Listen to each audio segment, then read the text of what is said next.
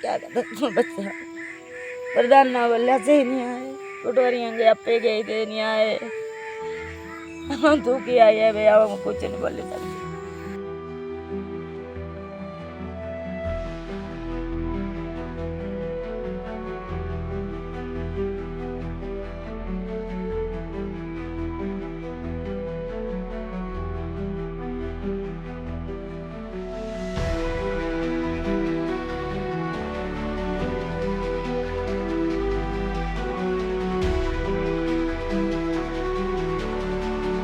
जो आशियाना तय डल चुका है, तो यहाँ पे अभी तक भी कोई भी अधिकारी नहीं पहुँचा है, ना पंचायत का प्रतिनिधि पहुँचा है। तो मेरी आग्रह रहेगा मेरा सरकार से और जो भी समाज सेवियों से है कि इस परिवार की ज़्यादा से ज़्यादा सहायता की जाए।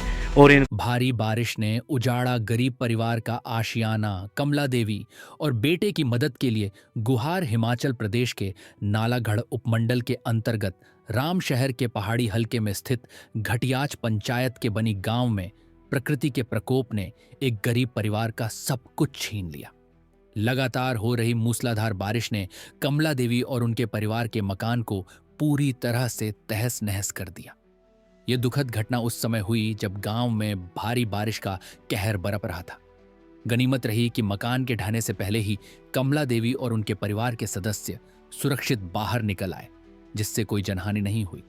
लेकिन अब यह परिवार खुले नीले आसमान के नीचे रहने को मजबूर है और उनके सामने रहने की जगह और आर्थिक तंगी की बड़ी चुनौती खड़ी हो गई है।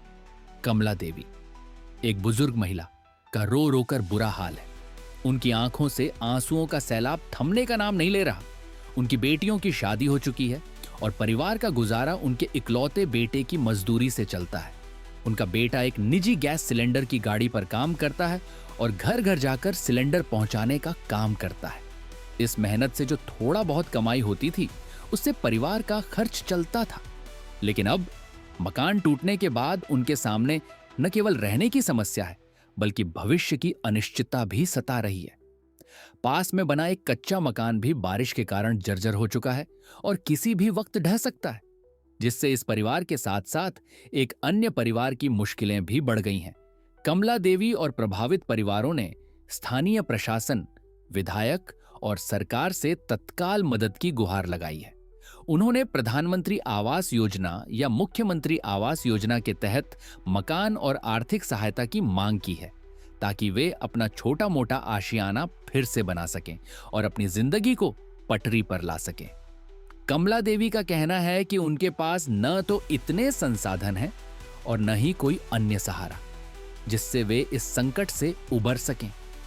उनकी यह पुकार न केवल उनके दर्द को बयां करती है बल्कि उस गरीबी और लाचारी को भी उजागर करती है जिसका सामना ग्रामीण क्षेत्रों के कई परिवार करते हैं। स्थानीय निवासी और युवा रोहित ने मीडिया से बातचीत के दौरान इस घटना पर गहरा दुख जताया। उन्होंने बताया कि कमला देवी का परिवार पूरी तरह बेघर हो चुका है और उनकी स्थिति अत्यंत दयनीय है। रोहित ने कहा, कमला देवी का बेटा दिन रात मेहनत करके अपने परिवार का पेट पालता है, लेकिन अब उनके सिर पर छत तक नहीं बची। सरकार और सामाजिक संगठनों को तुरंत इस परिवार की मदद के लिए आगे आना चाहिए। रोहित ने यह भी बताया कि गांव के लोग अपने स्तर पर मदद करने की कोशिश कर रहे हैं, लेकिन बारिश से हुए नुकसान की भरपाई के लिए सरकारी सहायता की सख्त जरूरत है। घटना केवल कमला देवी के परिवार तक सीमित नहीं है। भारी बारिश और प्राकृतिक आपदाओं ने हिमाचल के कई ग्रामीण क्षेत्रों में गरीब परिवारों को बेघर कर दिया है। घटियाच पंचायत के अन्य निवासियों ने भी प्रशासन से मांग की है कि इस क्षेत्र में बारिश से हुए नुकसान का आकलन कर तुरंत राहत कार्य शुरू किए जाएं। ग्रामीणों का कहना है कि बारिश के मौसम में इस तरह की घटनाएं आम हो गई हैं, लेकिन समय पर सहायता न मिलने से गरीब परिवारों की मुश्किलें और बढ़ जाती हैं। अब सबकी निगाहें स्थानीय प्रशासन, विधायक और सरकार पर टिकी हैं। सवाल यह है कि कमला देवी और उनके जैसे अन्य प्रभावित परिवारों को कब तक मदद मिलेगी? क्या सरकार इन बेघर परिवारों को नया आशियाना देने के लिए कोई ठोस कदम उठाएगी? सामाजिक संगठनों और स्थानीय समुदाय की भूमिका भी इस संकट में अहम हो सकती है। फिलहाल कमला देवी और उनके परिवार का दर्द हर उस व्यक्ति को झकझोर रहा है जो इस खबर को सुन रहा है। उम्मीद है कि जल्द ही इस परिवार को सहायता मिलेगी और वे फिर से अपने जीवन को नई शुरुआत दे सकेंगे।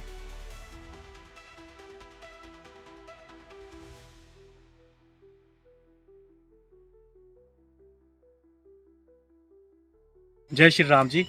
मैं रोहित शर्मा, ग्राम पंचायत गडिया से आजाद युवा क्लब का प्रधान व गौरक्षा दल का उपाध्यक्ष। जैसा कि माता जी ने बताया, कमला जी ने, कि आप देख सकते हो मेरे पीछे इनका जो आशियाना था यह पूर्ण रूप से गिर चुका है। यहाँ पे एक रसोई थी और 2 मकान थे जो आप देख सकते हो ग्रस्त है। और मौके पे अभी भी कोई भी शासन या प्रशासन द्वारा कोई भी विभाग का अधिकारी यहाँ तक नहीं पहुँचा है।